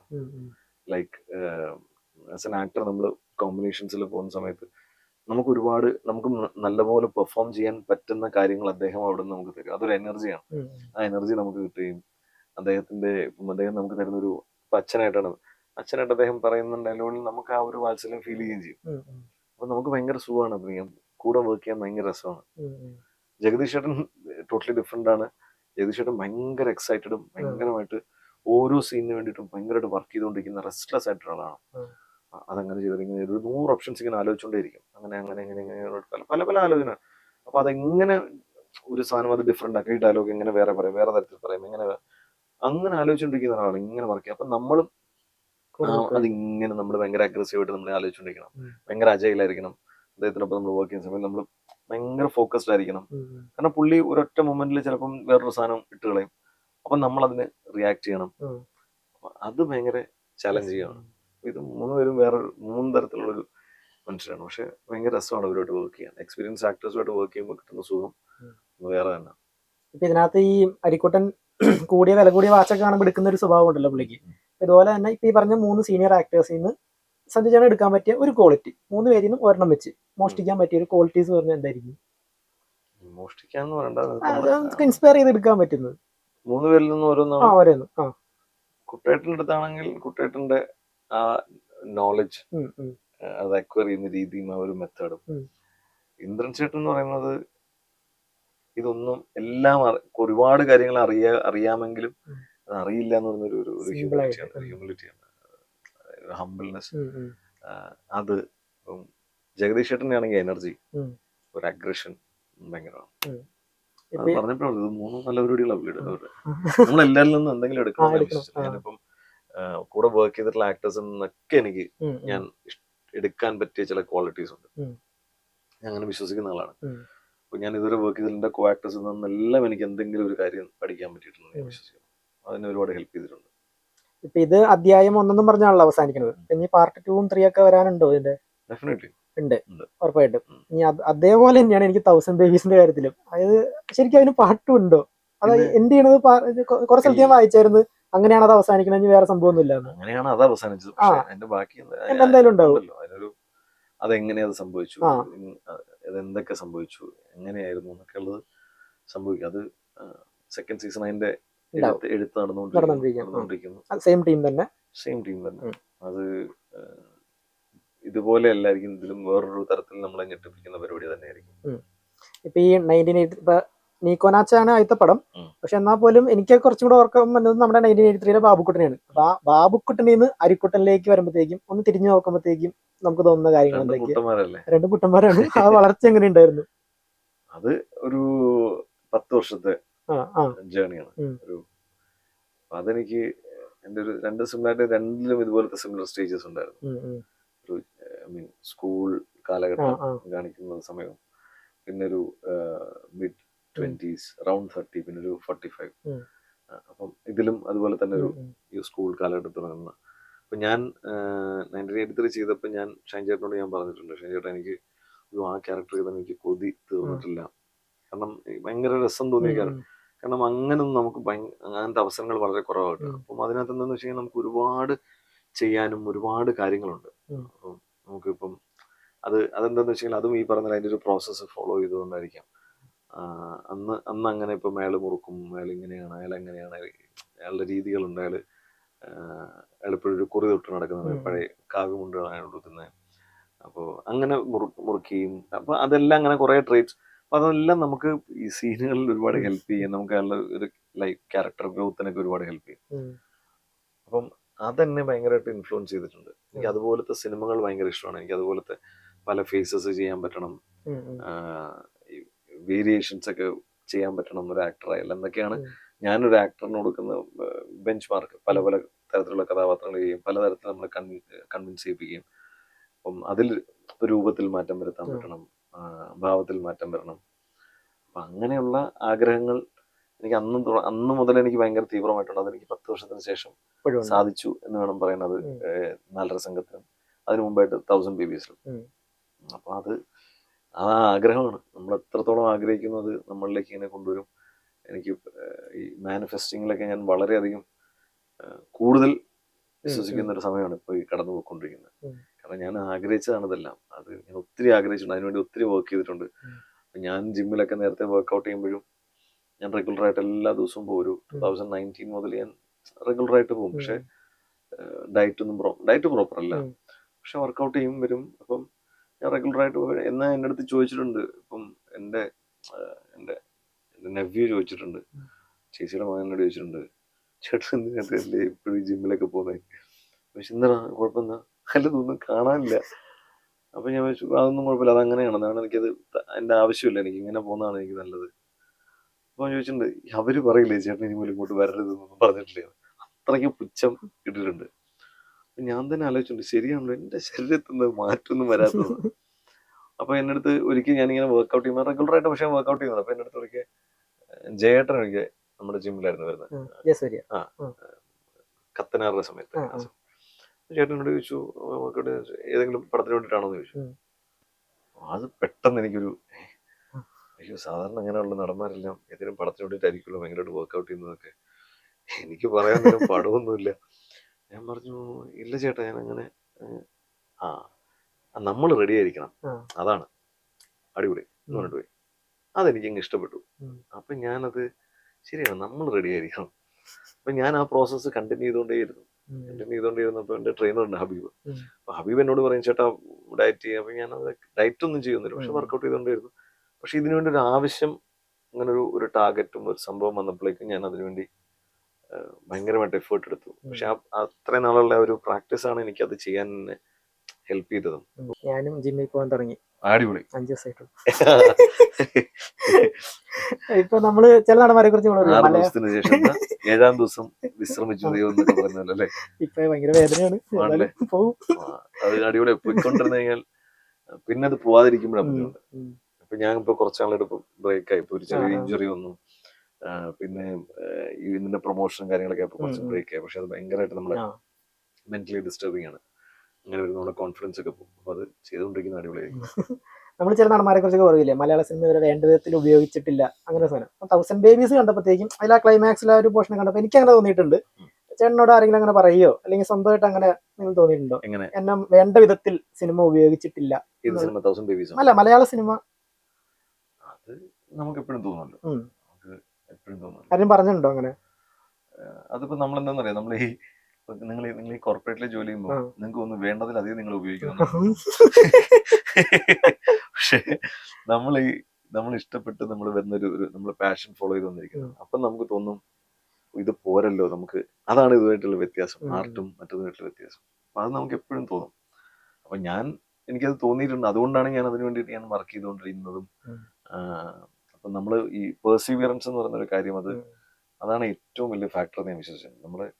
നമുക്കെല്ലാം ചിലപ്പോൾ നമ്മളെ യൂസ് ചെയ്യണമെന്നില്ല, നമ്മളെ ഉപയോഗിക്കണമെന്നില്ല, നമ്മൾ വിചാരിക്കുന്ന പോലെ നമ്മളെ പറ്റി മറ്റുള്ളവർ വിചാരിക്കണമെന്നില്ല. നമുക്ക് നമ്മളോട് വലിയ സ്നേഹവും വലിയ മതിപ്പും ഒക്കെ ആയിരിക്കും, പക്ഷെ മറ്റുള്ളവർക്ക് അത് ഉണ്ടാവുന്നില്ല.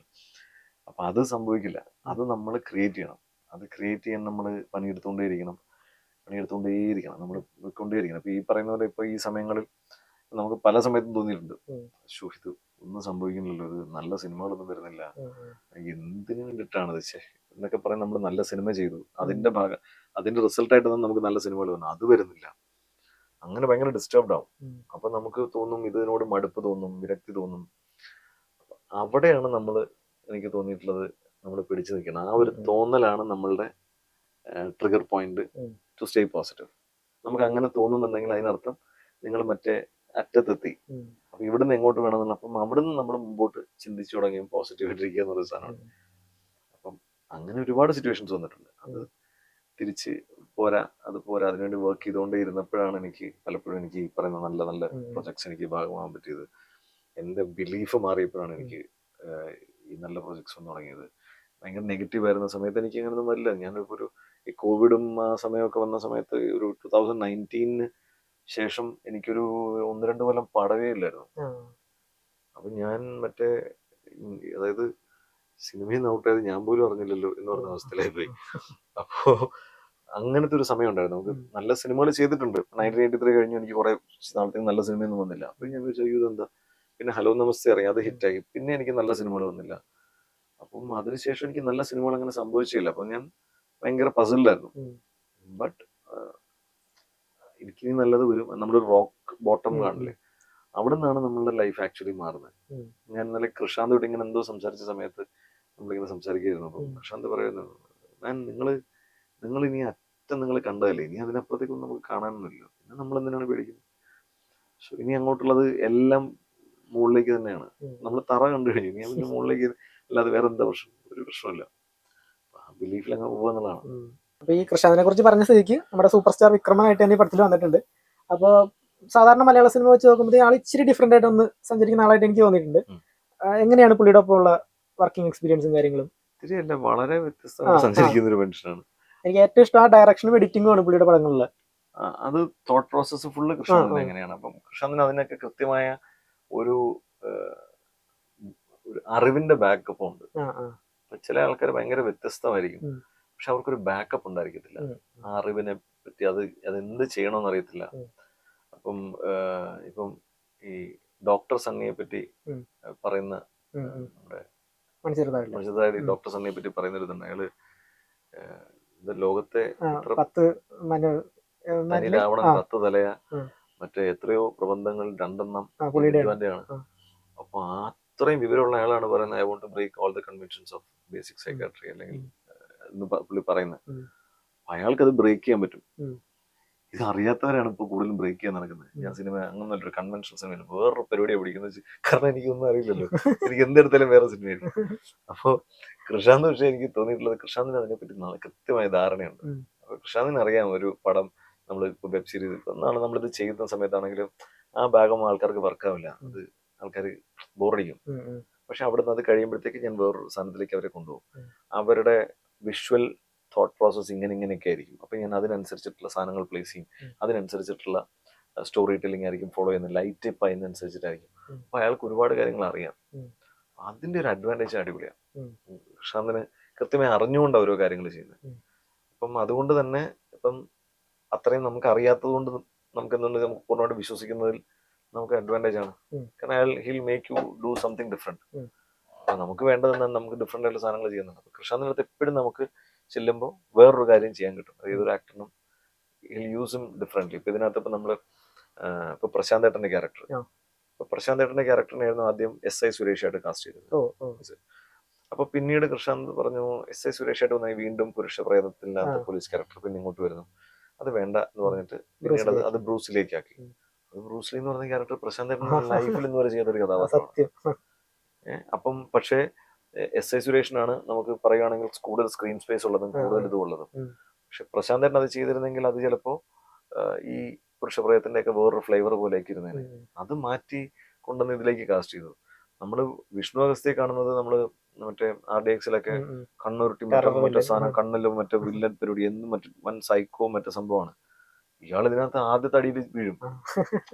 ഇയാളെ എവിടെ പോയാലും അതായത് വായിട്ടലയ്ക്കുന്ന മാത്രമേ ഉള്ളൂ, അടിയുള്ളും വീഴും. അടി ഉണ്ടില്ലെങ്കിലും വീഴും. അടിയിൽ എഴുതി കാണിച്ച് വീഴുന്ന ഒരാളായിട്ട് അയാൾ കാണിച്ചിരിക്കുന്നത്, വെറുതെ കിടന്ന അഭ്യാസം കാണിക്കുന്ന ഒരു മനുഷ്യൻ. അപ്പൊ അങ്ങനെ ആൾക്കാർക്ക് വേറെ വേറെ ക്യാരക്ടേഴ്സ് കൊടുക്കുക, അത് എനിക്കൊന്നൊരു ഡയറക്ടറിന്റെ ഭയങ്കര ഒരു വ്യൂ, ഭയങ്കര എന്താ പറയുക, അത്രയും വിഷൻ ഉള്ള ഒരാൾക്ക് ചെയ്യാൻ പറ്റുള്ളൂ. അപ്പം ചിലപ്പോ ഇപ്പൊ നമ്മളിപ്പോൾ എന്നെപ്പോലുള്ള ആക്ടേഴ്സിനൊക്കെ ചിലർ പറയും നമുക്ക് നിങ്ങളെ ആ ഒരു ഇതിലേക്ക് ഇല്ല, നമുക്ക് ആ ക്യാരക്ടറിലേക്ക് നിങ്ങളെ അങ്ങോട്ട് സെറ്റ് ആവില്ല, അല്ലെങ്കിൽ അത് വേറെ നിങ്ങളുടെ രൂപത്തിന് പറ്റിയ ഒരു സംഭവം അല്ല, അതുകൊണ്ട് നമ്മൾ എന്നൊക്കെ പറയും. പക്ഷെ ഇങ്ങനെയുള്ള ചില ഡയറക്ടേഴ്സ് എന്താണെന്ന് വെച്ചാൽ അവർ നിങ്ങളെ എങ്ങനെയാണെങ്കിലും അവരുടെ ക്യാരക്ടേഴ്സിനും പ്ലേസ് ചെയ്യും. നിങ്ങൾക്ക് അഭിനയിക്കാൻ അറിയുമെന്ന് മാത്രമേ അവർ നോക്കുള്ളൂ. നിങ്ങളുടെ രൂപം എങ്ങനെയാണെന്ന്, രൂപം ഇങ്ങനെ അല്ലെന്നോ ഒന്നും തോന്നില്ല. ഇപ്പം എനിക്കിപ്പോ 1000 ബേബീസിലെ ഒരു സാധനത്തിനകത്ത് ചെയ്യാൻ വേണ്ടി ആ ഡയറക്ടറിന് തോന്നിയ ആ ഒരു തോന്നല്, അതുണ്ടാക്കുന്ന മാത്രമുള്ള മറ്റു കഥാപാത്രങ്ങൾ ഞാൻ ചെയ്തിട്ടില്ല. ഞാൻ ചെയ്തിട്ടുള്ള സിനിമകളുമായിട്ടൊന്നും സിമിലർ അല്ല. പക്ഷെ അത് അങ്ങേർക്ക് തോന്നി. ഞാൻ റൊഷാക്ക് ചെയ്യുമ്പോൾ നിസാമിന് തോന്നി ഞാൻ അങ്ങനെ ഒരു ക്യാരക്ടർ ഞാൻ ചെയ്താൽ നന്നാവുമെന്ന്. എന്നെ അങ്ങനെ കണ്ടിട്ടില്ല. അപ്പോൾ ഞാൻ ചെല്ലുമ്പോൾ അയാൾക്ക് കൃത്യമായിട്ട് നമ്മൾ ചെന്നപ്പോഴും എൻ്റെ ഇങ്ങനെ ലുക്ക് ടെസ്റ്റ് ചെയ്യുന്ന സമയത്തും പുള്ളി പലതും അത് ഇങ്ങനെ ഹെയർ കുറച്ചുകൂടി ഇങ്ങോട്ട് ഇങ്ങനെ കളഞ്ഞിട്ട് ഇങ്ങനെ ഷേപ്പ് ഇങ്ങനെ ആക്ക്, താടി ഇങ്ങനെ ആക്ക്, അത് ട്രിം ചെയ്ത് എന്നൊക്കെ പറഞ്ഞാൽ അയാൾക്ക് കൃത്യമായിട്ട് രൂപം അയാളുടെ മനസ്സിലുണ്ട്. സെയിം കൃഷാന്തനും അങ്ങനെയുണ്ട്. ഞാൻ ഇതിനു മുമ്പ് അരിക്കുട്ടനെ പോലും ക്യാരക്ടർ ചെയ്തിട്ടില്ല. അപ്പം അതിന്റെ പേരിൽ എന്നെ കാസ്റ്റ് ചെയ്യാൻ പറ്റില്ല. അപ്പൊ എന്നെ കൃഷാന്ത് കാസ്റ്റ് ചെയ്യുന്ന എത്ര കൊല്ലം മുമ്പാണ്. അപ്പം അയാൾക്ക് എങ്ങനെ അത് തോന്നി എന്നുള്ളതാണ്. അപ്പം അത് ഭയങ്കര ഒരു വിഷനായിട്ട് ഞാൻ കാണുന്നത്. അത് വലിയ ചില ഡയറക്ടേഴ്സിന്റെ ഒരു കഴിവാണത്, ഒരാളെ എങ്ങനെ ചേഞ്ച് ചെയ്യാൻ പറ്റും. ആ മാജിക് പലപ്പോഴും ഷൈൻ ചേട്ടനുണ്ടെന്ന് എനിക്ക് തോന്നിയിട്ടുണ്ട്. അദ്ദേഹത്തിന് ഒരു മാജിക് ഉണ്ട് ആർട്ടിസ്റ്റുമായിട്ട് വർക്ക് ചെയ്യുമ്പോൾ. അദ്ദേഹത്തിന്റെ സിനിമകളിൽ നമുക്ക് തോന്നാം പല ആക്ടേഴ്സിന്റെയും ബെസ്റ്റ് വർക്ക് വരുന്ന അതിലായിരിക്കും. അതൊരു ഭയങ്കര ടാലന്റ് ആണ്. നമ്മള് മറ്റേ സോഷ്യൽ മീഡിയയിലൊക്കെ കേട്ടോണ്ടൊരു സംഭവം കൃഷാന്ത് മമ്മൂട്ടി കോംബോയിൽ ഒരു പടം വരുന്നു എന്നുള്ളൊരു സാധനം, അത് സത്യമാണോ? അങ്ങനെ ഒരു സംഭവം, ഒരു നീക്കുപോക്കുകൾ നടന്നിട്ടുള്ളതാണ്. ചേട്ടൻ അതിന്റെ പാർട്ടാണോ? പാർട്ടാവണം. ആണോ? അപ്പൊ കൃഷാന്തിനോട് എന്ന് വെച്ചാൽ നമ്മള് കണ്ടിന്യൂസ്ലി നമ്മൾ വർക്ക് ചെയ്യും. നമ്മൾ എങ്ങനെ അത് വർക്ക് ചെയ്യും. അതെന്തുകൊണ്ടെന്ന് വെച്ചെങ്കിൽ ഇപ്പം കൃഷാന്തിന്റെ സിനിമകളിൽ ഒരേപോലത്തെ ക്യാരക്ടേഴ്സ് ആയിരിക്കില്ല ആൾക്കാർ. ഞാനിപ്പം മസ്തിഷ്ക മരണം എന്ന് പറഞ്ഞ സിനിമയിൽ ഞാൻ അഭിനയിച്ചിട്ടുണ്ട്. അത് ഞാൻ ഇതുമായിട്ടൊരു ബന്ധമില്ല. അല്ലെങ്കിൽ അതിനകത്ത് ലീഡായിട്ട് വരുന്നത് രജീഷൻ നിരഞ്ജുവാണ്. അപ്പം ടോട്ടലി ഞാൻ ചെയ്യുന്ന വേറൊരു ഡിഫറെന്റ് ക്യാരക്ടറാണ്. അപ്പോൾ അങ്ങനെ ഇങ്ങനെ മാറി തിരിക്കും നമ്മൾ എല്ലാത്തിലും ഇങ്ങനെ വന്നു പോകും. അതൊരു പിന്നെ ലാലേട്ടൻ പ്രോജക്റ്റും ഇങ്ങനെ ഡിസ്കഷനിലുണ്ട്. മറ്റൊരു പ്രോജക്റ്റ് ഉണ്ട്, മറ്റു 2 പ്രോജക്ട്സും ഡിസ്കഷനിലുണ്ട്. വലിയ വലിയ വലിയ പരിപാടികളൊക്കെ തന്നെയാണ്, വലിയ വലിയ സ്റ്റാർസുമായിട്ടുള്ള പരിപാടികൾ. അതിങ്ങനെ ഒരു സൈഡിൽ കൂടെ നടക്കുന്നുണ്ട്. പക്ഷെ കൃഷാന്തിന്റെ ഒരു അഡ്വാൻറ്റേജ് എന്ന് വെച്ചാൽ Krishanth will keep working. Krishanth ഒന്നിനും വേണ്ടി അങ്ങനെ വെയിറ്റ് ചെയ്ത് വർക്ക് ചെയ്യാതിരിക്കില്ല. അപ്പൊ അതിനിടയിൽ കൃഷാന്ത് ചെയ്യുമ്പോൾ വേറൊരു സിനിമയും. അപ്പം നമ്മൾ ഇന്നലെ സംസാരിച്ച് പറയുന്ന എല്ലാ വർഷവും ഒരു 2 കോണ്ടന്റ് ഇങ്ങനെ വന്നുകൊണ്ടേയിരിക്കണം. കാരണം ക്രിയേറ്റീവ് സമയമാണ്, നല്ല ക്രിയേറ്റീവ് സമയമാണ്. അപ്പൊ അത് കളയാതെ, അത് നഷ്ടപ്പെടുത്താതെ, അത് ഉള്ള സംഭവങ്ങൾ ചെയ്തുകൊണ്ടേയിരിക്കണം. അത് ബജറ്റും ക്യാൻവാസും ഒക്കെ അനുസരിച്ച്, സാഹചര്യത്തിനനുസരിച്ച് പടത്തിന്റെ വലിപ്പവും ചെറുപ്പവും ഒക്കെ ഉണ്ടാവും. ചിലപ്പോൾ ചെറിയ പടം ചെയ്യും, ചിലപ്പോൾ വലിയ പടം ചെയ്യും. അപ്പം അതിങ്ങനെ വേരി ചെയ്തുകൊണ്ടിരിക്കും. Because is A film maker and അയാൾക്ക് അറിയാം ഫിലിം മേക്കിംഗ് എന്താണ്. He keep on doing things. ഇപ്പൊ ചേട്ടൻ യൂത്ത് ആൾക്കാർ എടുക്കുവാണെങ്കിൽ നമ്മുടെ ഫഹദിന്റെ ഒപ്പം അഭിനയിച്ചിട്ടുണ്ട്, നിവിൻ അഭിനയിച്ചിട്ടുണ്ട്, ടോവിനോ ഉണ്ട്, ഇപ്പൊ ലാലേട്ടൻ്റെ ഒപ്പം അഭിനയിച്ചിട്ടുണ്ട്, മമ്മൂക്കിയുടെ ഒപ്പം അഭിനയിച്ചിട്ടുണ്ട്. ഇപ്പൊ ഇനി അഭിനയിക്കാൻ അങ്ങനെ ആഗ്രഹമുള്ള ഡീക്കിനൊപ്പം അഭിനയിക്കാൻ ഇഷ്ടമാണ്. മറ്റേ ഇതിനകത്തില്ല, 100 Days of Love ഇല്ല. ഇല്ല. എനിക്ക് പൃഥ്വിരാജിന്റെ ഒപ്പം വർക്ക് ചെയ്യണം ആഗ്രഹമുള്ള. തമിഴിലോട്ടെങ്ങാനും വല്ല നോട്ടം? എവിടോട്ടാ നോക്കാത്തത്? എല്ലായിടത്തോട്ടും ഞാൻ നോക്കുന്നുണ്ടോ? കോള് വന്നിട്ടുണ്ടോ? ഇല്ല, അതൊക്കെ നേരത്തെയൊക്കെ വന്നിട്ടൊക്കെ ഉണ്ട്. പക്ഷെ അത് കറക്റ്റ് ഒരു സംഭവം, നല്ലൊരു സംഭവം വരിക എന്നുള്ളതല്ലേ. ഞാൻ അതിനുവേണ്ടി നമ്മൾ ഈ ക്ഷമ വേണം. ഏതെങ്കിലും നമ്മള് ഈ റോളിന് വേണ്ടി വേറെ റോള് കളയുക അങ്ങനെ വല്ലതും ചെയ്തിട്ടുണ്ടോ? ഈ സിനിമയ്ക്ക് വേണ്ടി മറ്റൊരു സിനിമ വേണ്ടാന്ന് വെക്കുക, അതിൽ പിന്നീട് റിഗ്രറ്റ് ചെയ്യുക. അങ്ങനെ ഒരു സിനിമയ്ക്ക് വേണ്ടി ഒരു സിനിമ കളഞ്ഞിട്ട് ആ സിനിമ ഈ സിനിമ ഇല്ലാത്ത അവസ്ഥ വന്നിട്ടുണ്ട്. അതൊരു തെലുങ്ക് പടമായിരുന്നു. നായകനായിട്ട് തന്നെ? നായകനായിട്ടല്ല. അപ്പൊ ഞാനത് ഒരു ഇൻവെസ്റ്റിഗേഷൻ പരിപാടി ചെയ്യുന്നത്. ആ സിനിമ പിന്നീട് അതേ സ്ക്രിപ്റ്റ് മറ്റൊരു സിനിമയായിട്ടൊക്കെ സംഭവിച്ചു. ആ സ്ക്രിപ്റ്റ് അതായത് എങ്ങനെയോ കൈമാറി പോയതാണെന്നൊക്കെ പറയപ്പെടുന്നു. കാരണം ഞാൻ പിന്നീട് നോക്കിയപ്പോൾ അതേ സ്ക്രിപ്റ്റ് ഞാനൊരു സീരീസ് ആയിട്ട് ഞാൻ കണ്ടു. അപ്പൊ ഞാൻ നമ്മുടെ സിനിമ എന്നൊക്കെ. അപ്പം ആ ഒരു സിനിമ നമ്മുടെ ഷൂട്ട് തുടങ്ങുന്നതിന് ഏതാനും ദിവസങ്ങൾക്ക് മുമ്പ് ഷൈൻ ചേട്ടൻ്റെ ഒരു പടത്തിന് വിളിച്ചത്. അപ്പൊ അതിൽ വിളിച്ചിട്ട് ഞാൻ പറഞ്ഞു, യോ ഷൈൻ ചേട്ടൻ, ഞാൻ മറ്റേ പടം ഇങ്ങനെ കമ്മിറ്റ് ചെയ്തു, ഡേറ്റ്സ് എങ്ങനെ ഡേറ്റ്സ് മാച്ച് ആണല്ലോ. അപ്പൊ ഞാനൊന്ന് നോക്കട്ടെ. ഞാൻ അവിടെ വിളിച്ച് ഡേറ്റ്സ് കാര്യങ്ങൾ ക്ലാഷ് ആണ്. അപ്പൊ ഞാൻ പറഞ്ഞു, ഷൈൻ ചേട്ടാ രക്ഷയില്ല, അത് അവിടെ ഡേറ്റ് എങ്ങനെയാണെന്ന് പറഞ്ഞു. ഓ ശരി, എന്ത് ചെയ്യാനാ, ഓക്കെ ശരി, നീ എപ്പോഴും വിളിച്ചാൽ തിരക്കാണല്ലോ എന്നൊക്കെ പറഞ്ഞിട്ട് ഷൈൻ ചേട്ടൻ അയാളുടെ ഫോൺ വെച്ചു. അത് കഴിഞ്ഞ് 2 ദിവസം കഴിയുമ്പോൾ മറ്റേ പടം പോസ്റ്റ്പോണായി. മൊത്തത്തിൽ ആ പടം ഡ്രോപ്പായി പോയി. ആ സമയത്ത് പിന്നെ നടന്നില്ല, പല കാരണത്താലും നടന്നില്ല, പ്രൊഡക്ഷൻ്റെ ചില ഇഷ്യൂസ് ഒക്കെ ആയിട്ട്. അപ്പൊ ഞാൻ ഷൈൻചേട്ടനോട് വെച്ചു, ഇവിടെയും പരിപാടി കഴിഞ്ഞു, അങ്ങനെ 2ഉം പോയിട്ടുണ്ട്. അപ്പൊ ഓപ്പർച്യൂണിറ്റീസ് അതൊക്കെ സംഭവിക്കും, പറയാൻ പറ്റില്ല. വിഷമമൊന്നുമില്ല. ഇല്ല, ചിലപ്പോൾ ഭയങ്കര വിഷമം. ചില സംഭവങ്ങൾ, ചില പ്രൊജക്ട്സ് പോകുന്നതും നമ്മൾ ഒരുപാട് ഇതല്ലാതെ ആണെങ്കിലും നമ്മൾ ഒരുപാട് വെയിറ്റ് ചെയ്ത്, നമ്മൾ ഒരുപാട് എക്സ്പെക്ടേഷനോട് ഭയങ്കരമായിട്ട് നമ്മൾ നിൽക്കുന്ന പല പ്രൊജക്ട്സ് ഒക്കെ ഉണ്ടാവും. അതൊക്കെ ചിലപ്പോൾ നഷ്ടപ്പെട്ടു പോകുമ്പോൾ ഭയങ്കര വിഷമം ഉണ്ടാവും. പക്ഷെ എന്താന്ന് വെച്ച് കഴിഞ്ഞാൽ നമ്മളുടെ ഇന്റന്റ് എത്രത്തോളം സ്ട്രോങ്ങർ ആണോ അത് സംഭവിക്കും. അതിന് പകരം നിങ്ങൾക്ക് കിട്ടും. അങ്ങനെയൊക്കെ എനിക്ക് കിട്ടിയതാണ് നല്ല രസം എന്ന് ഞാൻ പറയും. കൂടുതൽ നായകൻ വേഷങ്ങൾ ചെയ്യാനാണോ അല്ലെങ്കിൽ ഇതുപോലെ റോഷാക്ക് 1000 പോലത്തെ വില്ലൻ ചെയ്യാനാണോ? എനിക്ക് പല ഷെയ്ഡ്സുള്ള ക്യാരക്ടർ ചെയ്യണമെന്നാണ്. പല ഷെയ്ഡ്സുള്ള ക്യാരക്ടർ ചെയ്യണം. അപ്പോൾ ഒരു ഇപ്പൊ കഴിവതും ആൾക്കാർ ചോദിക്കരുത് എന്തിനാ അങ്ങനത്തെ ഒരു സിനിമ ചെയ്തേ, അല്ലെങ്കിൽ അത് മോശമായിരുന്നു എന്ന് പറയിപ്പിക്കാത്ത തരത്തിൽ സിനിമയാണെന്നാണ് ആഗ്രഹം. ചില സാഹചര്യങ്ങളിൽ ചിലപ്പോൾ അത് പാലിക്കാൻ പറ്റിയെന്ന് വരില്ല. മോശം സിനിമകളിൽ നമ്മൾ അഭിനയിക്കും. കാരണം നമുക്ക് നല്ലത് മാത്രമായിട്ട് ചെയ്യാനും പറ്റില്ല. അപ്പോൾ ചിലപ്പോൾ ഇപ്പോൾ ഒരു നല്ല സിനിമ എന്ന് പറയുന്നത് ചിലപ്പോൾ ഒരു 50-ൽ ഒരു 10 സിനിമയാണ് നിങ്ങൾക്ക് നല്ല സിനിമ എന്ന് പറയുന്നത്. നമ്മൾ പക്ഷെ 50 സിനിമ ചെയ്തേ പറ്റും. ഈ 10 സിനിമയും മാത്രം ചെയ്യാനായിട്ട് നമുക്ക് പറ്റില്ല. അപ്പം ഞാൻ വിശ്വസിക്കുന്ന അങ്ങനത്തെ നമ്പേഴ്സ് നമ്മൾ ചെയ്യണം. നമ്പർ ഓഫ് സിനിമകൾ ചെയ്യുമ്പോൾ നമുക്ക് എക്സ്പീരിയൻസ് വരും. ഓരോ സിനിമയിൽ നിന്ന് ഓരോന്നായിരിക്കും നമ്മൾ ഇവിടെ പഠിക്കുന്നത്. ചിലപ്പോൾ നമ്മൾ പഠിക്കും, ചിലപ്പോൾ കുറച്ച് പൈസ കിട്ടും. അപ്പം എന്ന് വെച്ചാൽ നമ്മൾ പൈസയ്ക്ക് വേണ്ടിയിട്ട് മാത്രമായിട്ട് സിനിമയാണെന്ന് ഞാൻ വിശ്വസിക്കുന്നില്ല. ബട്ട് നമ്മൾ ഇതൊരു ബാലൻസ് ചെയ്ത് പോകണം. അപ്പോൾ നല്ല സിനിമകൾ കുറേ ചെയ്യണം, നല്ല ക്യാരക്ടേഴ്സ് ചെയ്യണം, ഡിഫറെൻറ്റ് കുറച്ച് ഷെയ്ഡ്സ് ഉള്ള ക്യാരക്ടേഴ്സ് ചെയ്യണം. അങ്ങനെ നമുക്ക് കൂടുതൽ എക്സ്പ്ലോർ ചെയ്ത് പോകാൻ പറ്റിയാൽ നല്ലതാണെന്ന് തോന്നിയിട്ടുണ്ട്. വരാൻ പോകുന്ന അപ്കമിങ് പ്രൊജക്ട്സ് ഇറങ്ങാനുള്ളത് മസ്തിഷ്ക മരണം പ്രശാന്തിന്റെ, പിന്നെ ഒരു ഹേമന്ത് എന്ന് പറഞ്ഞിട്ട് പുതിയ ഡയറക്ടർ ചെയ്യുന്ന OSK എന്ന് പറഞ്ഞ ഒരു സിനിമ, ഒരു സ്റ്റാർട്ടപ്പ് കഥ എന്ന് പറഞ്ഞിട്ട്. അപ്പൊ അതിൽ ഞാനൊരു നെഗറ്റീവ് പരിപാടി ചെയ്തിട്ടുണ്ട്. പിന്നെ അമീർ പള്ളിക്കലിന്റെ ഒരു സിനിമ വരുന്നുണ്ട്, അപ്പൊ അത് ചെയ്യുന്നുണ്ട്. പിന്നെ വേറെ ഒരു 2 നല്ല സിനിമ, വലിയ സിനിമകൾ അത് KRMന്റെ പ്രീക്വലൊക്കെ വരുന്നതൊക്കെ കേട്ടു. KRMന്റെ പ്രീക്വൽ എനിക്കറിയില്ല. അല്ല, ഇത് വേറെ ഒരു പടം, അത് കൺഫേം ആയിട്ടില്ല, ആയിട്ട് പറയാം. ഇതൊക്കെ ആയിട്ട് പറയാൻ പറ്റില്ല, നമുക്കറിയില്ല. ഓക്കെ ബ്രോ, എന്തായാലും ഇത്രയും നേരം സഹകരിച്ചതിന് വളരെയധികം നന്ദി. എന്റെ ആകെ 2ാമത്തെ ഇന്റർവ്യൂ ആണിത്. എനിക്കത് കേട്ടപ്പോ ഞാൻ വിചാരിച്ചു ഇവനൊക്കെ ഇച്ചിരി ഒരു പമ്മലുണ്ടല്ലോ. അത്യാവശ്യം ടെൻഷനൊക്കെ ഉണ്ടായിരുന്നു. നീ തന്നെ സമ്മതിച്ചെന്നാ, അല്ലെങ്കിൽ ഞാൻ ചോദിച്ചേ. അപ്പൊ എന്തായാലും ഇതുപോലെ ഇനിയും അടിപൊളി സിനിമകളും സീരീസുകളൊക്കെ വരട്ടെ, ബിഗ് സ്ക്രീനിൽ കാണാൻ കഴിയട്ടെ എന്ന്. ഇതുപോലെ ഇനിയും ഒരുപാട് ഇന്റർവ്യൂകൾ ചെയ്യട്ടെ. Thank you. പതറാതെ മുന്നോട്ട്. ശരി, താങ്ക് യു.